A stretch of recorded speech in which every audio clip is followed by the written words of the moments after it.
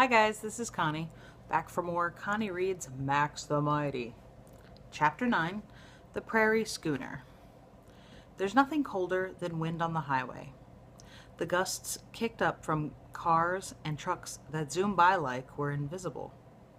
Drivers looking straight ahead, making sure their eyes don't see us. I'm thinking this is a really stupid idea, trying to hitch a ride, when Worm nudges me and says, "You can go home now if you want." I go, "Huh?"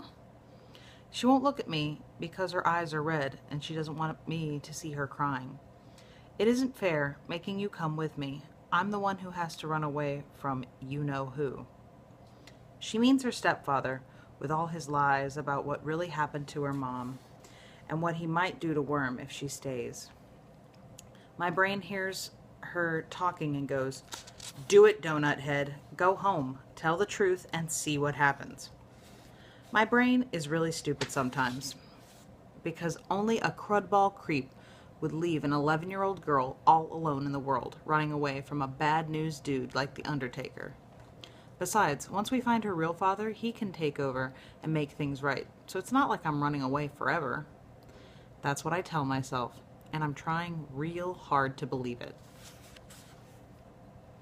Guys who brag about how cool it is to hitchhike are a bunch of liars. In the first place, you have to stand there like roadkill while dirt blows up in your face. Also, your feet ache and your nose fills with the stink of smelly motors and hot tires. And you keep smiling and waving your stupid thumb, but nobody stops. Worm is fidgeting around and acting worried. Her face is so pale you could count every freckle, and her eyes look nervous and scared. "You got a book in there, right?" I say, pointing at her backpack. "Go ahead and read it. Let me worry about getting a ride." It was like she was waiting for permission. About 2 seconds later, she's got her nose in a book called A Wrinkle in Time. You'd think she was in a library instead of hanging around beside a highway. You can tell she's really good at reading, no matter where she is or what's happening around her. There's this look on her face like she's not there at all. She's gone wherever the book takes her. Me, every time a truck goes by and smacks me in the face with a gust of stinky wind, it makes me feel dumber and dumber. Great idea, hitchhiking a ride. Right up there with making firecrackers in the basement, or that time I put orange soda in the goldfish bowl so the fish could have a drink. Finally, I get so desperate, I decide to try praying, even though it's probably against the rules. "Dear Lord," I'm praying, "if you'll just make somebody stop and pick us up, I promise to be good and pray for more important things, like ending wars and feeding all the hungry people and saving the planet and stuff. Your immediate servant, Maxwell Teen Kane." It probably doesn't count as a miracle, but when I open my eyes, this old school bus is pulling over in the breakdown lane, kicking up a cloud of dust. "Hey, cool," Worm says, looking up from her book. When the dust clears, I see it isn't a school bus exactly. Like, maybe it was used to be a school bus until somebody painted it over with splashes of bright colors, ziggy stripes of yellow and zaggy patches of pink, and another color that looks like the inside of a ripe cantaloupe. It has curtains on the windows and a big chrome air horn and a name in drippy purple paint on the side. The Prairie Schooner. I figure anybody who'd paint an old bus like this is probably insane, or at least dangerously wacko. I'm going to tell Worm to forget it. We'll wait for another ride, but it's too late. She's already running for the door. I catch up with her just as she's scrambling up the steps onto the bus. "Hang on," I'm panting. "Wait a sec." I look up to where the driver sits. He's this old dude with silvery white hair braided into long pigtails and a huge lumpy nose and not much chin.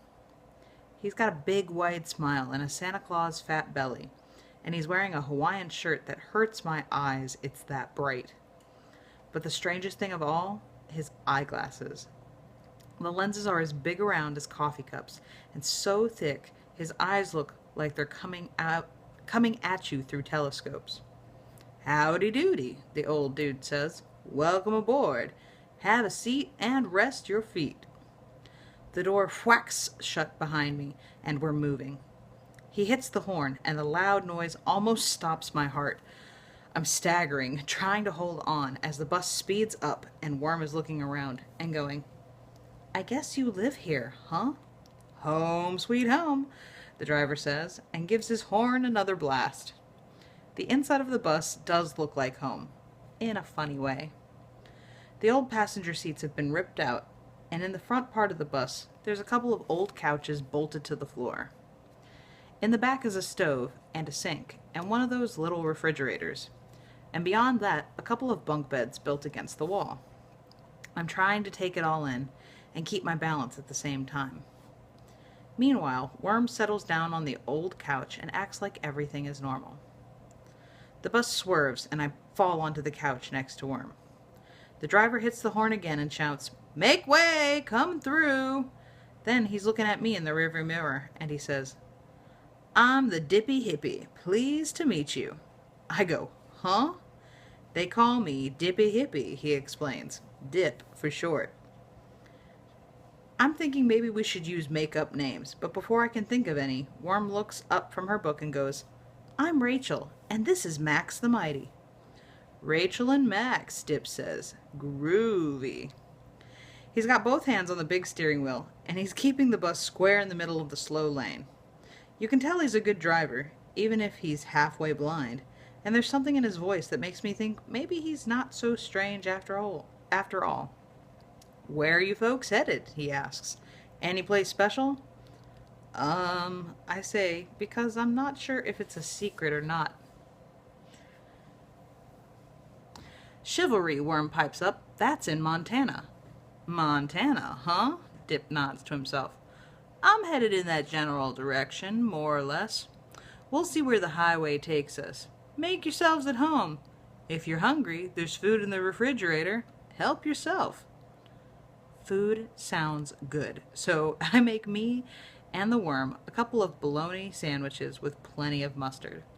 I've got no problem finishing mine, but before Worm gets halfway done, her head is nodding and her eyes are fluttering, and then she kind of slumps over against me, fast asleep. She's hugging a wrinkle in time to her chest and breathing deep and quiet, and she looks so peaceful, it makes me feel sleepy too. The next thing I know, the bus has stopped moving and it's dark out. Rest stop, a voice explained softly. All that snoring back there, I figured I'd better catch a few winks before I nodded off at the wheel. Dip is lying on the other couch. He's got his hands behind his head, and I can tell where he's looking because there's no lights on. Or I can't tell where he's looking because there's no lights on. Just a few stars shining through the windshield. You want to tell me about it? He asks, real quiet. I don't know what to say, so I make up some lame story about how he missed the Greyhound bus and decided to try hitching a ride.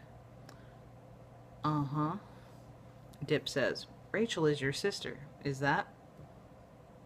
Not exactly, I say.